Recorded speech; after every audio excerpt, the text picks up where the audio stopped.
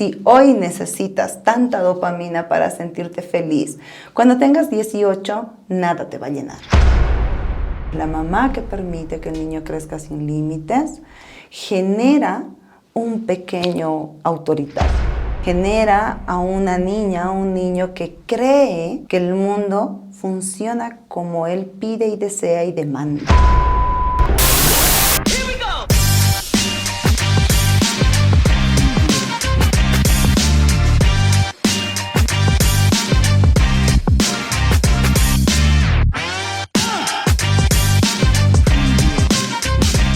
Muy buenas y bienvenidos a Mixtura Podcast. Soy Brian Dallens y durante la próxima hora estaremos con el quinto episodio de este podcast. Hoy estaremos hablando sobre ellos, sobre la niñez, sobre cómo este sector vulnerable de nuestra sociedad ha sufrido y sufre muchas vulneraciones. Pero no solamente los niños de nuestra ciudad, sino también los niños de las áreas rurales, los niños campesinos y por supuesto, que en este caso nos preocupa, de los niños chimanes.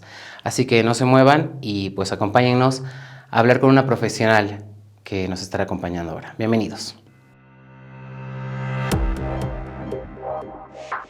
Bueno, estamos de vuelta en Mixtura Podcast y esta semana, como ya lo decíamos, estamos hablando sobre la niñez en Bolivia. Vamos a desarrollar el tema por etapas, por problemáticas, y para ello tenemos a nuestra invitada, la licenciada Rita Montaño, que es psicóloga. Bienvenida. Un gusto participar de este tipo de actividades y me honra mucho que me hayan invitado. Bueno, la temática, como le decíamos, es la niñez. Y bueno, hay muchas teorías en las cuales dicen que desde tal edad empieza la niñez, de otros que, bueno, es una infancia, la adolescencia. Bueno, no vamos a manejar mucho los términos teóricos, pero sí vamos a manejar sobre la niñez, cómo ha sido esta etapa que yo creo que debería ser maravillosa para todos, ¿no? Debería ser una etapa que disfrutas, que estás con tu familia, que te miman, que te crían con valores. Eso supongo que es una utopía para algunos, porque sabemos que la realidad también... Un concepto bastante romántico, en realidad, claro, de lo que es la niñez. O tipo Disney, por ejemplo, que yo soy millennial generacional, dicen, Disney te lo pinta así hermoso, ¿no? Y hemos crecido con eso. Pero vamos a empezar, digamos, esta charla conociendo un poco de tu niñez. ¿Qué te parece? Si así empezamos este podcast. Es interesante porque creo que la niñez de antes, yo tengo 43 años, cumplo 44 este año, entonces la niñez de antes tenía una ventaja que la niñez de ahora no tiene, y que en algunos aspectos y en algunos lugares hay niños que todavía gozan de esa ventaja. En mi niñez yo tenía la libertad de salirme a la calle a jugar, 8 años. Nos juntábamos todos los vecinitos, salíamos, jugábamos y escuchabas nomás a las 6 de la tarde y todas las mamás adentro, ya, y todos adentro. O teníamos la opción de ir a visitar a alguien en otra ciudad o en el campo. Mi papá es médico, entonces lo acompañábamos mucho a las cosas que él hacía, entonces teníamos como que mucho movimiento en ese sentido. Actualmente es muy difícil que tú permitas que tus hijos salgan a jugar a la calle, porque la calle ha cambiado demasiado, ¿no? O sea, hay una visión y una dinámica que sí expone a muchos peligros a los niños ahora.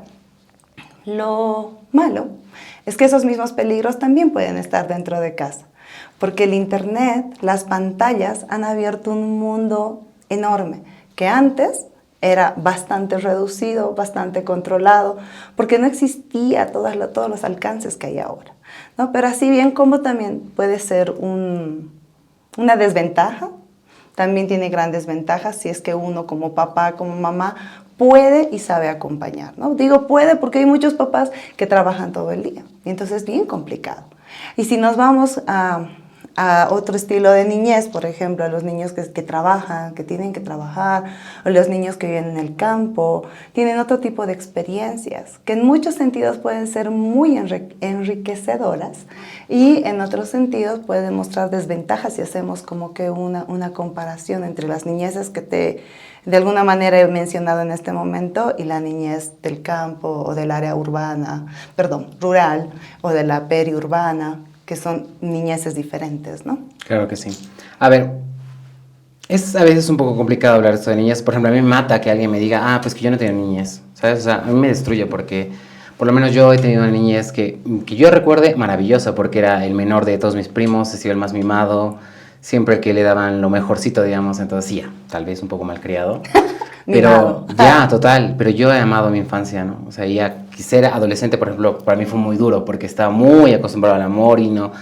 Por un lado, tiene su lado positivo, que te mimen, que te cuiden, pero por el otro también tiene su lado negativo, y es que te convierten a veces en una persona débil, que esperas que todo el mundo te acepte como eres y te den amor, pero el mundo es muy duro, ¿no? Y creo que ahí hay una dificultad grande en romantizar el término de la niñez, ¿no? Porque realmente creemos que los niños deben ser felices.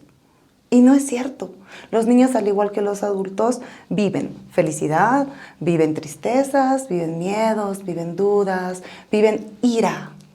Y los niños son como que una bolita de emociones que por su corta edad y por entrando a la adolescencia, a la pubertad, tienen como que un estallido de hormonas.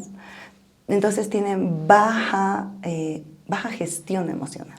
Entonces, ¿quiénes somos los llamados a poder ayudarlos a gestionar esas emociones? Los adultos. Entonces, cuando tú dices que tienes una niñez maravillosa, qué bueno, porque de alguna manera te has sentado una base donde tú mismo acabas de decir, el amor era la base de esa relación. Entonces, por lo tanto, cuando tú eres adulto, puedes generar ya relaciones donde sabes qué puede ser amor y qué no. Pero también tienes que aprender que amor no es recibir todo, sino también gestionar el dar, ¿verdad? Totalmente. Entonces, ahí, por ejemplo, se contraponen dos conceptos que se manejan ahora. Lo que es la crianza respetuosa o crianza positiva, si quieres, y la crianza a la antigua, que es ahora mucho un término que se utiliza, ¿no? Entonces, antes no se dejaba que el niño grite y llore. Antes yo de uno lo hacía callar. No atiendas a ese niño. Y la crianza respetuosa, la crianza positiva, ¿qué te manda? A escuchar, a entender, a hablar. Pero ningún extremo es bueno. Ni el autoritarismo al 100%, ni el ser permisivo al 100%. ¿Cuál es la base ahí? Los límites. Los límites, sobre todo en el sentido no de obediencia, sino de yo te escucho, tú me escuchas, negociamos y nos manejamos dentro de una relación que no entre en el exceso de la sobreprotección, que es de este lado, una sobreprotección que te inhabilita, lo que tú decías, ¿no? Cuando llegué a la adolescencia ha sido duro porque yo creía que todo el mundo se manejaba de esa manera. Ni tampoco entrar a una obediencia limitante, donde te convierte en un ser sumiso y altamente volátil, o sea, altamente agresivo. ¿Por qué? Porque no sabes gestionar tus emociones, te las callas y entonces explotas constantemente, ¿no? Totalmente. Hablaba sobre esto de romantizar, ¿no? O sea que, bueno, muchas personas dirán, ay, ¿qué es eso y tal? Y lo hablamos antes de empezar el podcast también, esto de Disney, ¿no? Que yo creo que deberían hacer, quizás ya hay una tesis o algo, pero debería haber algo que a mi generación, y yo creo que a muchas generaciones afecta muchísimo, es el trauma de Disney, que te hace creer que todo tiene que ser maravilloso, que todo tiene que ser perfecto. Bueno, últimamente sí hay algunas películas y cortos que van un poco más a la realidad, pero no, en nuestro caso, digamos, yo creo que tú también has vivido esto, lo de la fantasía de Disney y todo lo hermoso. Sabiendo que nunca se han fijado también en Latinoamérica, que somos un mundo aparte, que no somos Estados Unidos, que no hemos tenido esos accesos que ellos han tenido. O sea, desde ya, por lo menos, yo creo que en mi niñez y en muchas de estas últimas épocas, no teníamos ni un celular, no teníamos nada. O sea, yo me acuerdo que soñaba con tener un Discman. No, y eso el Walkman todavía. El Walkman, y era cierto. tan difícil de conseguir, o sea, cuando yo era niño, ¿no? Y esas cosas a mí me llenan mucho de alegría, ¿sabes? O sea, porque digo, me esforzaba tanto para conseguirlo y ahora no. O sea, tú cumples, ¿qué te digo? 5, ya toma el celular, ya que no sé qué, que el otro. Esto, sin duda alguna, afecta al futuro. Claro, pero claro, porque lo que tú acabas de decir es una realidad. Los adultos se han desvinculado de los niños. Antes, tú tenías que lograr algo. Crecías sabiendo que tenías que esforzarte un poco por ganar una meta, por tener algo. Generalmente las familias tenían esa postura del trabajo como un medio para lograr una meta. Ahora, extremos. Siempre han existido los extremos. La gente que estaba completamente laborizada y las mujeres que estaban completamente dadas a la casa, ¿no? Que tampoco es una situación muy equilibrada. No. ¿Verdad? Y por el otro lado está lo actual. ¿Qué es? Está llorando, dale el teléfono. Para que se calme. Oh, sí, mira, no sé, está frustrado, dale. Ya. ¿Pero qué quiere? El teléfono, pero dale, ay, charlaremos, toma el teléfono, o ve a ver la tele. O ahora en la tele, o sea, y justo esto a nivel neuroquímico afecta mucho en el sentido en el que ya no saben esperar. No tienen paciencia no, para nada. Para nada. No. Nosotros hemos aprendido de alguna manera a que, no sé, voy a decir el nombre de un programa, ¿está No permitido? pasa nada, aquí no pasa nada. Yo veía Jackie Show. ¿Cuál es esa? ¡Ay, Dios! Así de viejita. No, me suena. En Disney. No, cero. Mira, yo te digo, o sea, en la casa mía veíamos ante todo lo que era la televisión nacional. Yeah. Y en ATV había un programa para niños, que era incluso lo que ahora ya no hay, lo que es el estar presente en el show, que se hace en vivo, Yeah. que se hacía en vivo. Y la conductora se llamaba Jackie, era una chica mayor, Yeah, y hacía juegos y cosas así antiguita soy. Entonces, por ejemplo, yo veía eso, pero tenías que esperar pues hasta las 4 de la tarde. O sea, llegabas del colegio, almorzabas, te cambiabas, tenías que hacer las tareas o arreglar alguna cosa, o jugar en el patio, o echarte al sol y mirar al cielo, ¿sí? Claro. Y de ahí esperabas a Jackie Show, daba Jackie Show media hora o una hora como máximo, y tu sueño era llegar a ser parte del lugar, o sea, parte no es el elenco, los que miran, Ya. parte del show. Entonces era así como que, o tenías que llamar, porque había concursos por el teléfono, que era el teléfono. Que también era algo muy novedoso, claro. el teléfono. No, entonces de alguna manera aprendías a esperar, a gestionar. ¿Por qué te decía neuroquímicamente? Porque actualmente los chicos no esperan.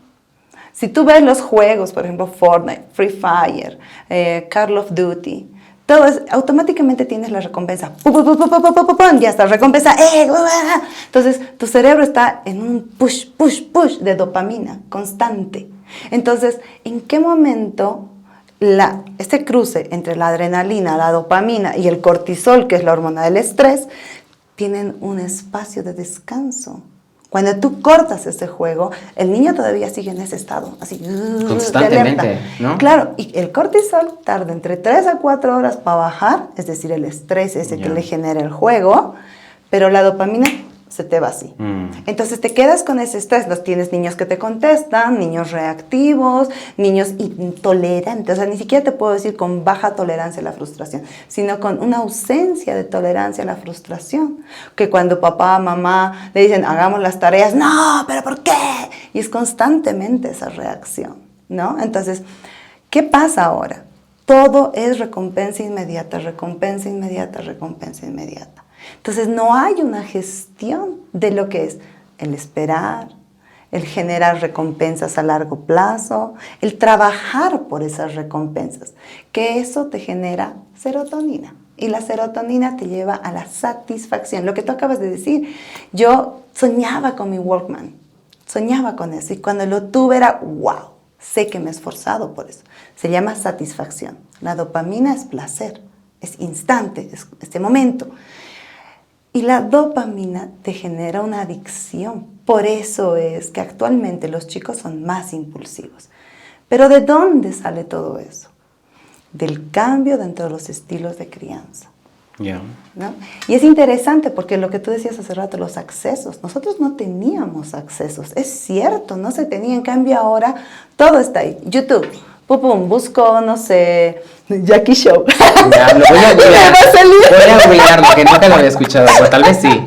Y te va a salir. Y la inteligencia artificial, que Pero es claro, ahora terrible. Claro, es terrible.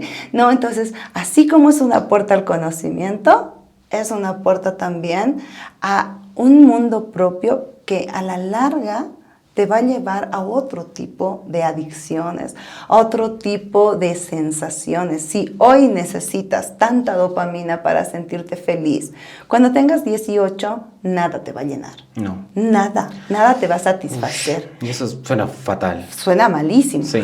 Por eso, cuando estábamos charlando antes de iniciar a grabar, yo te decía que los niños del área rural, los niños del área del campo, de las áreas periurbanas, los niños que tienen más una experiencia del hacer y no solo del ver, tienen otro tipo de ¿cómo se puede decir? No perspectiva, como que una ganancia diferente. Ya, que tienen un plus, digamos, una ventaja que los Una ventaja, no esa es tienen. la palabra. Sí. Sí. Una ventaja, ¿por qué? Porque están interactuando con otros niños, lo cual desarrolla habilidades sociales. Lo que esto ha quitado. Todo es inmediato. Me peleo con mi chico. ¿Por qué no me contesta? ¿Por qué no me contesta? Me ha dejado en visto, me ha dejado en visto. Cuando yo era chiquita, las notitas, las notitas más antiguas todavía. Claro, las notitas que tenías que darle a la amiga para que le entregue, o sea, había todo un proceso de espera. Ahora todo es inmediato. Sí, demasiado. ¿No? Entonces, por eso te digo, cuando uno, o sea, se ha perdido la idea de que pisar la tierra, pisar el pasto, jugar con el agua, ver las nubes, hablar con tu amigo de tú a tú, resolver las cosas de tú a tú, se ha perdido esa noción. Entonces, tenemos un mar de padres ocupados que llegan a casa con un sentimiento de culpa por no estar para sus hijos y por lo tanto damos conductas de compensación. Yo no estoy para ti, pero tu Play 5 sí. O la tele de 55 puntos. Sí. Sí, más o menos, ¿no? Entonces, yo creo que las tecnologías han sacado a relucir mucha inequidad en la época del COVID. El COVID ha sido una época muy mala, pero a la vez creo que ha sido una época de conciencia. Porque ahí también te das cuenta la inequidad que existe en relación a la educación, ¿no? Ha habido papás que han podido seguir con clases porque los colegios han dicho, ok, año clausurado, pero si quieren siguen pagando y seguimos pasando clases. Había papás que han dicho que sí y había otros papás que no han podido hacer eso. Y entonces, ¿qué ha pasado con todos esos niños? Son niños que se han refugiado en las tecnologías porque eran papás que tenían que seguir trabajando, niños que han salido a las calles junto a sus papás para vender, para trabajar, para generar un sustento. Entonces, si hablamos de derechos, o sea, creo que ahorita sí hay lugares que sí se puede decir, wow, se ha ganado mucho. Y otros lugares donde todavía puedes decir, no, falta mucho. Falta mucho. Y eso hace que la niñez no sea tan romántica. No, totalmente. Y claro. Es que a veces uno no ve más allá de su propio círculo, ¿sabes? O sea, estamos tan cegados en nosotros mismos que, o sea, generalizamos todos. No, pero los niños de ahora y tal. Claro, los de la ciudad, por así decirlo, ¿no? O sea, ¿qué te digo? No solamente La Paz, El Alto, Santa Cruz, pero Bolivia va más allá de eso. Sabemos que existe el campo, pero también existe la Amazonía, que existen lugares donde ni siquiera hay acceso de electricidad. Y eso es una realidad que no se está tocando, que no se toca. Y que si se ha tocado alguna vez, por ejemplo, en la Constitución, se ha puesto como escrito, sí, existe este pueblo y listo. De ahí para más no hay nada. En Secacén trabajamos, como te lo decía, sobre una línea que es el problema de la alimentación y también la problemática de la violencia. Y trabajamos en pueblos que son muy alejados de las sociedades que estamos acostumbrados a ver. Justamente te comentaba antes de grabar sobre el pueblo Chimán, que es un pueblo vulnerable, que tiene, bueno, no tendrá una población muy grande, tiene aproximadamente 7,000 personas en su población entre Beni y Santa Cruz. Sin embargo, algo que me llamaba, yo entré justamente a campo el anterior mes en CKC y veía a los niños, ¿no? Que es algo que a veces no te centras mucho, estás dando los talleres de sensibilización con las mujeres, con los hombres, que es tan difícil porque ellos no hablan español tampoco, o sea, hablan chimán, entonces es muy complicado hablar con ellos. Te entienden algunas cosas, pero no te pueden decir todas, ¿ya? Y les veía a los niños, ¿no? Que estaban, digamos, aquí estaban las personas y al otro lado están los niños jugando en la tierra. Y yo me acercaré, tal vez ellos me entienden. Y obviamente ver la cantidad de niños, porque es increíble, porque hay un fenómeno allá, es que las niñas chimanas desde los 12 ya empiezan a tener hijos y tienen una docena, a veces más, es increíble. Y que ahí tendríamos que hablar de qué es lo que hacen las políticas gubernamentales para poder generar una equidad dentro de lo que es la educación y el género. Y aparte el cuidado y las enseñanzas de la educación sexual, por supuesto. Que en realidad debería ser un derecho el tener una educación sexual que sea adecuada y que proteja a una niña de 12 años que apenas está viviendo, qué sé yo, en el mejor de los casos su menarca, que es la primera menstruación, puede entender que ella tiene derecho a decir que no, tiene derecho a elegir. Pero ahí también entra el tema de lo que es la crianza y las creencias que se tienen a nivel cultural. Totalmente. ¿No? Pero para nosotros es raro, pero para ellos es lo más normal del Claro. mundo. Es lo más esperado, o sea, Pero a ver, hay un poco de esperanza, o sea, porque yo vería a los niños y no, o sea, las mujeres chimanas son muy ariscas, ¿ya? O sea, son como que tienen cuidado. Pero los niños, o sea, se ríen, pero basta un pequeño acto, ¿sabes? De confianza para que ellos entren totalmente en seguridad, entonces. Y ellos entienden el español más que sus papás, y eso también es algo maravilloso, porque no solo en las nuevas sociedades de niños de la ciudad, sino también los rurales, como tú decías, y también los amazónicos, tienen este ímpetu de conocimiento más rápido, ¿no? Entonces, por ejemplo, nosotros hemos ya un dron, pero vieras como los niños, o sea, eran la sensación, Claro. ¿no? Pero, o sea, los chicos de ahora, incluyendo los chamanes, tienen ese ímpetu de conocimiento. Y eso es lo que me encanta y que se tiene que explotar. El tema es, por ejemplo, María Montessori, que es una de las pioneras de lo que es la educación a través de la exploración. Es la pionera en lo que es la educación, más que todo la preescolar. Decía que los niños nacen con hambre, pero con un hambre de conocimiento, que son como esponjas, que ellos, si tú les das las condiciones de aprendizaje, no importa lo que le des para aprender, va a aprender, ¿no? Entonces, por eso te decía, las ventajas de quienes viven en el campo son grandes en el sentido del ascenso-percepción, de aquel conocimiento que solo lo ganas con la práctica. Y obviamente las desventajas que tú mencionas, como por ejemplo los derechos de niños, niñas, derechos de las mujeres, el hecho de que una mujer sea arisca tiene que ver una razón cultural, porque una cosa es que una mujer sea arisca y otra cosa es que todas sean ariscas. Totalmente. ¿Verdad? Entonces ahí te pones a pensar realmente cuánto acceso tienen ellas para saber que tienen derecho a elegir. Y quieras o no, la presencia de cualquier nuevo pensamiento, la presencia de cualquier nuevo agente que vendrían a ser ustedes, genera caos. ¿Y cuál es el caos? ¿Cuál va a ser el caos? Esa revolución de aprendizaje, esa revolución de saber que puedo elegir, que puedo saber algo más, que ahora yo sé castellano, yo puedo hablar castellano, no solamente chimán. O sea, no solamente chimán. Entonces, y de alguna manera también es un aprendizaje que ustedes pueden absorber, porque deben tener cosas muy interesantes dentro de lo que es su cultura, sus rutinas, sus creencias, porque también es bien bonito aprender de esas cosas, ¿no? Sí, siempre de todas las culturas, definitivamente. Pero a ver, vamos a ser un poco más positivos. Obviamente, como decíamos, sería increíble que todos los niños tengan las oportunidades que se tienen actualmente en la ciudad. A ver, venga, que debes, hay aquí clases sociales, ¿no? Un niño que sueña con su Play 5, que es de clase media, le costará más porque no son cosas baratas. Estamos haciendo un mal, estamos haciendo realmente un mal a los niños al darles tecnología, herramientas, en vez del cariño. O sea, a ver, como tú lo decías, en mi familia pasa, ¿no? O sea, ya bueno, te quiero, me porto bien, y bueno, mami, ¿me quieres? Bueno, déjame usar el celular una hora. Y esa hora no es una hora, son Claro, dos o son tres o dos. cuatro. Y te dicen, no, pero recién es una hora y tal. Y estamos fallando como padres.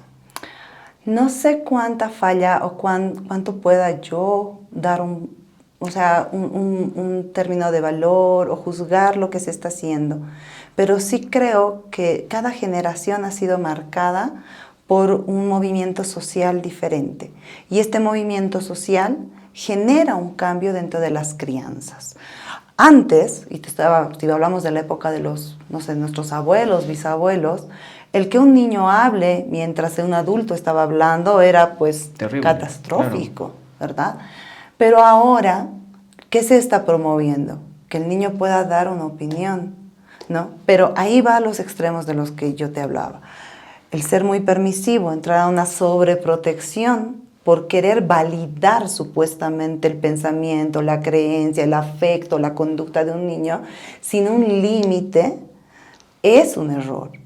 O el querer que volvamos a la época de los caballos y las carretas y querer que el niño solo obedezca es otro error. ¿Cuál es un acierto, pero lastimosamente es una utopía? Es el equilibrio, ¿no? Ni romantizar lo que es la crianza respetuosa y positiva, ni buscar retroceder a una educación impositiva y autoritaria, ¿no? En pro de encontrar un punto medio existe lo que es la educación o estilo de crianza democrático, donde se busca negociar, escuchar. Y por eso mismo creo yo que el papá que permite que el niño crezca sin límites, la mamá que permite que el niño crezca sin límites, genera un pequeño autoritario.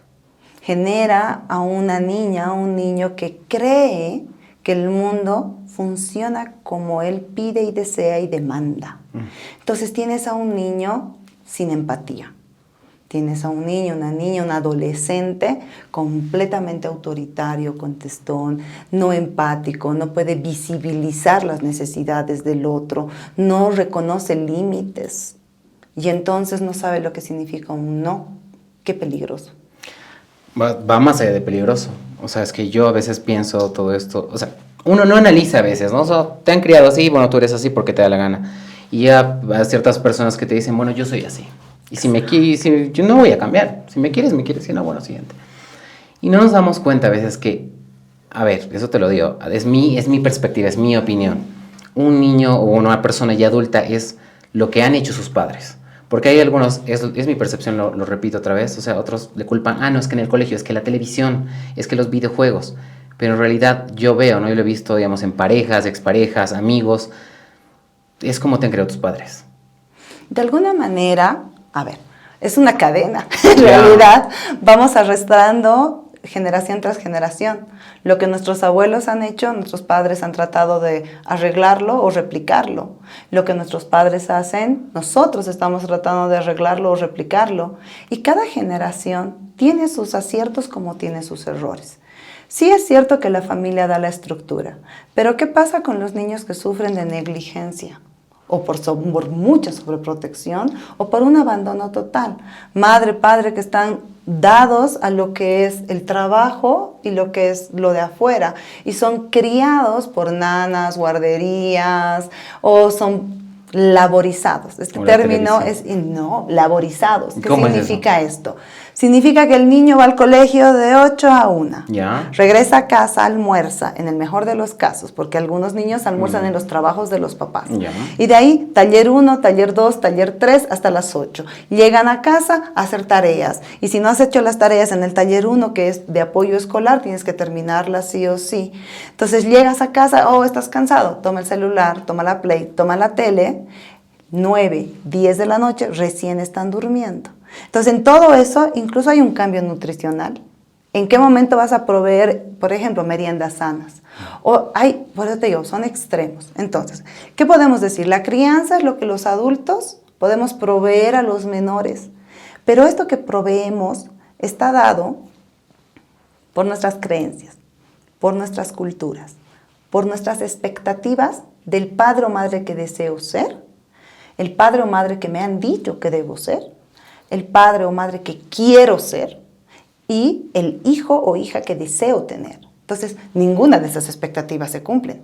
Ninguna. Y en el proceso habrá muchos errores. Y en el proceso tropiezas un montón. Sin embargo, el tropiezo es algo bueno. El error es algo bueno. Por eso te decía, esto de romantizar de que los niños son felices, entonces me parece que es negar que los niños son individuos.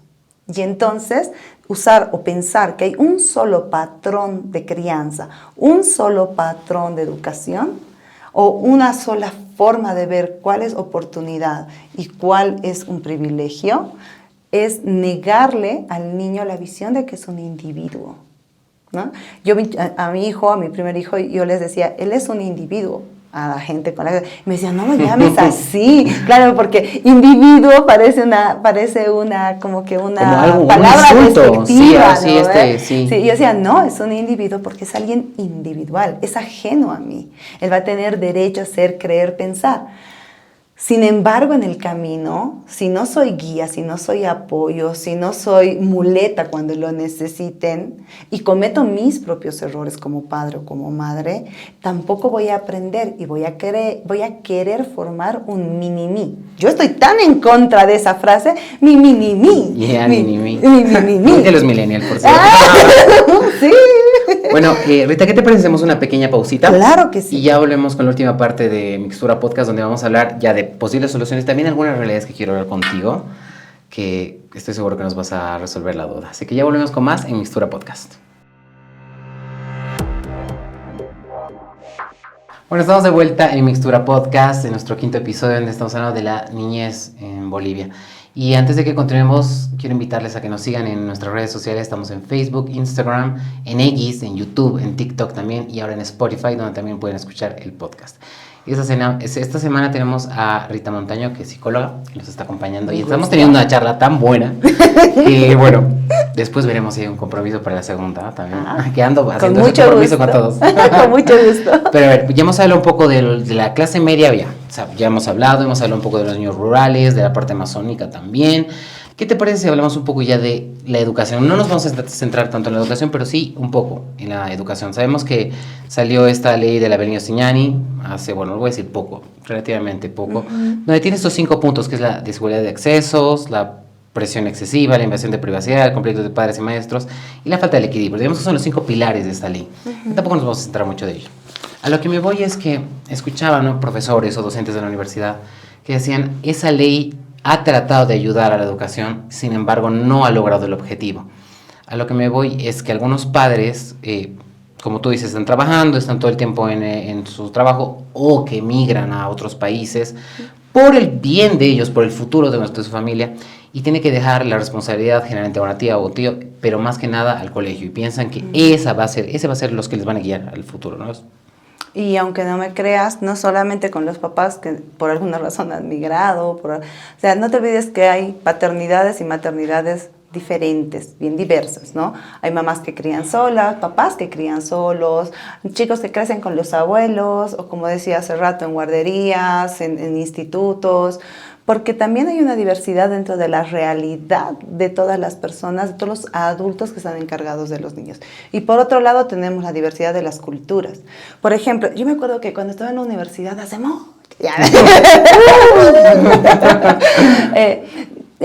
fuimos de viaje a Potosí, a la mina siglo XX, y les enseñaban francés. Wow. O sea, parece wow. Y todos tenemos derecho a tener diferentes tipos de aprendizajes. Claro. Sin embargo, yo me pongo a pensar, digo, ¿y de qué le va a servir a un niño de la mina? Que encima el colegio solo tenía hasta cierto grado, o sea, no llegaba ni al bachillerato, y la mayoría de las niñas abandonaban el colegio o las mandaban a abandonar el colegio? O sea, ¿de qué le va a servir un francés? ¿Por qué mejor no llevar algo que realmente puedan aplicar? Entonces, todas las políticas de educación tendrían de alguna manera que tomar en cuenta las realidades. O sea, no se puede divorciar la realidad cotidiana de un niño con sus necesidades educativas y de aprendizaje. Es negarle un derecho, porque dentro de la Constitución Política del Estado, dentro de los derechos de los niños, dentro de la ley, la educación es un derecho. Y es un derecho irrenunciable. Totalmente. Pero ¿qué pasa cuando realmente, por ejemplo, esas niñas que tú me comentabas, 12 años, ya madres, no están ejerciendo un derecho? Y el no conocer esos derechos, les niega el poder ejercer el derecho de la educación. Entonces, ¿qué está haciendo la ley por ellos? ¿Qué está haciendo? O sea, ¿cómo visibilizar esa falta de equidad, de ecuanimidad dentro de lo que es el rol de la educación para un país? Porque un país es lo que su educación manda. O sea, cuanto tú proveas más conocimiento y más saber a tu población, el nivel de avance va a ser más. No te estoy hablando de profesionalismos, o sea, no te estoy diciendo que si tú eres profesional no vas a poder hacer nada en la vida, no, porque puedes tranquilamente ejercer un oficio, puedes heredar el negocio de la familia de ventas o no sé, la zapatería, los helados artesanales que me parecen espectaculares. Yeah. Y para eso posiblemente, si haces una carrera de administración, bomba. Pero si heredas ese saber, ese conocimiento, o en el caso del campo, saber sembrar, saber cultivar, saber mantener cultivos sanos, saber cuándo aquí, cuándo no, criar a tu ganado. O sea, esos saberes son derecho y la educación debería contemplar una diferenciación para poder potenciar los saberes. Entonces, ¿qué significa eso? Significa redirigir lo que es el contenido curricular, no a logros. No es que todos son buenos en matemáticas, todos son buenos en lenguaje. Sí es necesario, es una base, pero se debería redirigir a una educación en potenciales. ¿Cuáles son tus potenciales? Ahora, actualmente hay colegios que hacen eso. Hay uno que yo lo amo, lo adoro. Se llama Kurmiwasi. Ya. ¿Sí? No es propaganda para el Kurmiwasi, porque aparte es un colegio que tiene una dinámica bien interesante. El Kurmiwasi, si bien lleva lo que es la currícula ministerial, porque está obligado a hacerlo, tiene una dinámica de educación completamente práctica. Tiene una sala de astronomía, tienen su propio sembradío, los niños han redirigido una vertiente natural hacia el propio sembradío, o sea, es totalmente práctico. Ellos hacen su propio almuerzo, ellos han construido sus juegos, sus resbalines, sus columpios. Es súper bonito el lugar, no está en la ciudad, obviamente. ¿Dónde está? No, ¿en serio no va a sonar como propaganda? Ok, no. En la Chocalla. No pasa nada, es un lugar. O ponen VIP. Ya, no. Y este lugar, por ejemplo, tiene una política interesante, o sea, donde el que puede pagar, paga, pero además debe apadrinar a un niño de la localidad. A mí me encanta, porque tiene una postura súper inclusiva y súper respetuosa buscando equidades, ¿no? Ahora, en la ciudad existen otros colegios, te menciono así rapidito, sin direcciones ni teléfonos. Utazawa, lo adoro, igual, tiene una política de enseñanza a través de, no de logros, sí de potenciales. Es decir, aprenden matemáticas con música. Ya. Trabajan arte al aire libre. Es interesantísimo. Tienen otra idea de lo que es, utilizan el método Montessori, pero tienen otra idea de lo que es realmente el ser comunidad. Trabajan a través del ser comunidad, ¿no? Obviamente hay tropiezos porque la currícula normal se la tiene que cumplir. Claro. Tienes otro que es el SIVA y así vas mencionando, hay otros que han empezado como que a partir de estas educaciones tienen poco alumnado y cosas así. Pero lastimosamente, en Bolivia, no sé si no puedo hablar de otros países, conozco, pero no quiero entrar en una afirmación que pueda no ser cierta, la educación es un privilegio, son colegios pagados. Entonces, la mayor parte de los colegios que que son accesibles a la población en general, tienen sobrepoblación en aulas, tienen 60 alumnos, 50 alumnos. ¿Y qué pasa cuando tienes un niño con alguna condición diferente, con un estilo de aprendizaje diferente? ¿Qué pasa si hay un niño que es malísimo en matemáticas, pero excelente en letras? Se pierde. No existe lo que es el reconocimiento de la potencialidad. Y entonces, ¿dónde ves tus resultados? En la libreta, en los logros, ¿no? Entonces, si bien existe una ley, si bien la ley trata de buscar equidad, creo que hay que empezar a reconocer logros. Ahora te dirán, los papás tienen que hacer eso. Sí, pero ¿qué hacemos con los papás que no pueden o no quieren? Es complicado. El tema de la educación es muy amplio. Es complicado. Sí. A ver, si nos centramos en esta parte de generaciones, ¿no? O sea, muchos creen, otros dicen, son tonterías. Los baby boomers, después está la generación Z, después la X o los millennials. Después llegan también, ¿qué sigue de los millennials? Los centennials y ahora la generación alfa. No, todas las generaciones. Qué fuerte el nombre que le han puesto a esta generación. Alfa, de paso. Por eso. A ver, yo pienso que cada etapa ha tenido sus errores, pero también ha tenido esta carga de generacionalidades y tal. Vamos a centrarnos en las últimas 3, digamos, para ver, digamos, los resultados. Empecemos por la millennial, que, digamos, ya todos estarán entre los 30, ya llegando a los 30. Van a pasar de ser jóvenes a ser adultos. Y los está matando. Pero no adultos como antes. O sea, es increíble porque es que yo pienso que en la psicología habrá que cambiar un poquito esto. Totalmente. Y lo hablamos en un episodio anterior del podcast que hablamos de la depresión con otra invitada. Y decíamos, la adolescencia se alarga hasta los 25. Porque hay chicos de 25 que son adolescentes. Pero te pones a increíble. Pensar, ¿por qué? O sea, ¿por qué este fenómeno? Por la ausencia de responsabilidades y la sobrecompensación que existe. por esa carga de dopamina, por esa carga de dar recompensas inmediatas. Los millennials, o sea, mucha gente te dice que son la generación de cristal o que es la generación más mimada, y yo opino que es una de las generaciones más abandonadas. Los millennials no creo que hayan sido los más mimados. No, sí. Lo que pasa es de que tenías ahí, o sea, tenías una revolución, si quieres, dentro de lo que era el rol de la mujer, el rol del hombre dentro de la familia.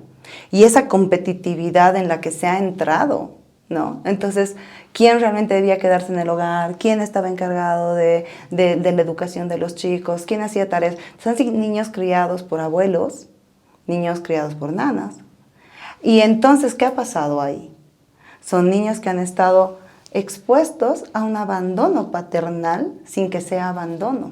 Claro, porque estaba ahí, pero en realidad no. Entonces, cuando tú llegas a tus 20, lógica, es más, en Estados Unidos, Europa, a los 18, patada y fuera, ¿no ves? Sí, es cultural, ¿no? Es algo muy Claro. cultural. Entonces, ¿qué pasa? ¿Por qué estamos abrigando tanto a nuestros adultos? En Latinoamérica, porque es un fenómeno de Latinoamérica y Centroamérica. Ajá. O sea, porque tampoco es solo de Bolivia. Por eso te digo, o sea, ¿por qué estamos abrigando tanto a nuestros pseudoadultos, si quieres ponerlo así? Porque hay una conducta de sobrecompensación, porque no los creemos capaces de lograr cosas, porque desde muy chicos los hemos sobreestimado y de alguna manera infravalorado. Lo que te decía hace rato, la sobreprotección también se puede considerar como un abuso, porque te digo que no puedes. Si yo agarro y te ponía mi nombre aquí, o te traía un papelito para un recordatorio de quién era yo, evitaba que tú me preguntes Claro, cómo quieres, cómo quieres que todo. te diga. Exacto. Entonces cortamos lo que es la iniciativa propia, cortamos esa idea de yo puedo, esa sensación de yo necesito y esa romantización de tengo que ser feliz. El millennial es de la tecnología, es quien ha iniciado con toda la tecnología, el uso de la tecnología. El celular, sí, el internet, Ajá. el Facebook se ha creado a fines ya de nuestra época hasta que llegan los centennials. Los centennials llegan cuando ya había todo. Exacto. Ya estaba listo todo, o sea, en un paquete de oro no tenías que preocuparte de nada. Pero lo que me preocupa ahora es la generación alfa. La alfa empieza desde el 2020. O sea, los que ya están haciendo y tal. ¿Cómo será esta generación si los centennials son los más mimados? Viene la generación COVID en los centennials que tienen miedo que no salgan de clases. Yo el año pasado he dado clases en la universidad y era increíble que no sabían en las calles. No sé, pero se puede salir a esa hora a sus 20 años. Y de lo que hablábamos es la conducta de los padres frente a ellos. O sea, ha habido tanto miedo, y hablemos del COVID como ese boom de despertar, realmente qué estilo paternal estoy asumiendo, porque había tanto miedo que no te he permitido a ti creer que eres capaz de, y te has amotivado. Totalmente. O sea, actualmente en las personas, porque no voy a decir chicos, pero en las personas, en los adultos de 20, voy a dejar afuera los 18 y 19, bien latinoamericana, pero de 20 a 30 años hay una amotivación. ¿Qué significa? Sin motivación. No es desmotivación, es amotivación. ¿Por qué no hay? Porque no hay, no la generas. Por ejemplo, ¿qué meta tienes tú para hoy en la noche? Ir a clases. ¿De qué depende que vayas? De mí, de nadie más. ¿Y quién tiene que generar la postura y posición y la actitud de poder ir? Está haciendo frío, está lloviendo, el estadio no está cerrado. Yo tengo ¿qué te digo? Mis motivaciones propias, ¿no? Pero es que, a ver... Pero también ahí entra un tema importante, la disciplina. A ver, de la disciplina no pero no voy a hablar pero ha ido bajando de generación en generación, o sea, yo que cada vez va bajando más. La disciplina es un término mal utilizado, porque tú escuchas en los colegios, este niño es indisciplinado, este niño no tiene disciplina, o este adulto no tiene disciplina, este joven no carece de disciplina, y lo vas a escuchar todo el tiempo, y como tú lo acabas de decir, ha ido bajando el tema de la disciplina. La pregunta es ¿por qué? Porque no hemos exigido, porque ha habido un momento en el que se ha dicho, ay, pero pobrecito, ha estudiado harto, no, pobrecito, está cansado. O, ay, no, hace frío, yo he trabajado toda la semana, hay que lavar ropa, hay que ir al mercado, hay que no vaya al fútbol. Y listo. Entonces, no ha habido como que un corte entre lo que decimos, el mimo excesivo y la noción de responsabilidad. Entonces, ¿qué es la disciplina? Es el reflejo de lo que tú crees que es tu responsabilidad y lo que te debes a ti mismo. El esfuerzo por ti mismo. La motivación puede disminuir, es más, puede desaparecer, porque tu meta se convierte en tediosa, se vuelve una cotidianidad. O frustraciones también. La tolerancia a la frustración, que es lo que más ausencia hay en los millennials, en los centennials y terrible los alfa. ¿Qué vendrá con los alfa? Creo que no es tan terrible la generación alfa, porque está viendo se está replanteando la idea de lo que te decía, se está desmitificando de ese romance que se tenía sobre la crianza respetuosa y positiva, ¿no ve? Se está volviendo a hablar de límites, se está hablando de validación emocional, pero del límite de porque tú estés enojado no significa que puedas golpearme, porque tú estés molesto, no estés de acuerdo, no significa que puedes gritarme, significa que es tu responsabilidad gestionar ese enojo y cuando estés tranquilo, regresas a hablar conmigo. Se está hablando de eso, ¿sí? No es que vamos a retroceder a la época de los golpes, pero sí se tiene que poner los límites. Los límites son amor. Si tú no pones límites a un niño, le estás quitando su independencia y su autonomía. Si le pones un exceso de límites, le estás quitando su amor propio. Entonces, hacia ningún lado, ¿verdad? Hacia ningún extremo. Entonces, como te decía, la disciplina es la que te rescata cuando la motivación te falla. Total. A ver, es que habría que hablar de tantas cosas que faltan por hablar. Sí. A ver, ¿por qué no aterrizamos un poco en... Mira, no vamos a decir que todos, porque es odioso jamás, los generalizar. totalitarismos, jamás. Es horrible.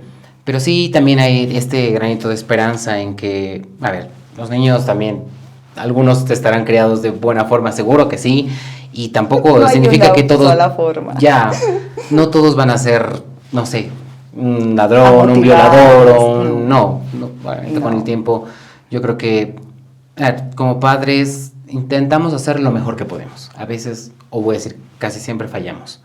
Pero como tú decías, con un poco de reflexión, un poco de amor, las cosas pueden seguir adelante. Y bueno, ya que es Día del Niño justamente hoy, no. ¿Cuál sería tu mensaje a esos niños? No solo de los alfas, que son bebés aún, tal vez no niños, pero bebés, y a los que son de centennials. Un mensaje. Sean prioridad, siempre prioridad, sin que esto signifique perder la empatía hacia el otro. ¿Prioridad en qué sentido? No es solo pensar en mí, sino que es como en un avión. Amo esa metáfora y es usada muchas veces y en muchos lugares. Si el avión está por estrellarse, ¿a quién debes atender primero?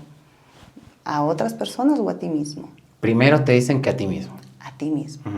¿Por qué? Porque si tú estás bien, si trabajas por ti, si te ocupas de cultivarte a ti mismo, de generar raíces, y esas raíces generan una estructura, y esa estructura logros, frutos, satisfacciones, entonces vas a poder compartir esa estructura, ese amor, esa satisfacción con otras personas.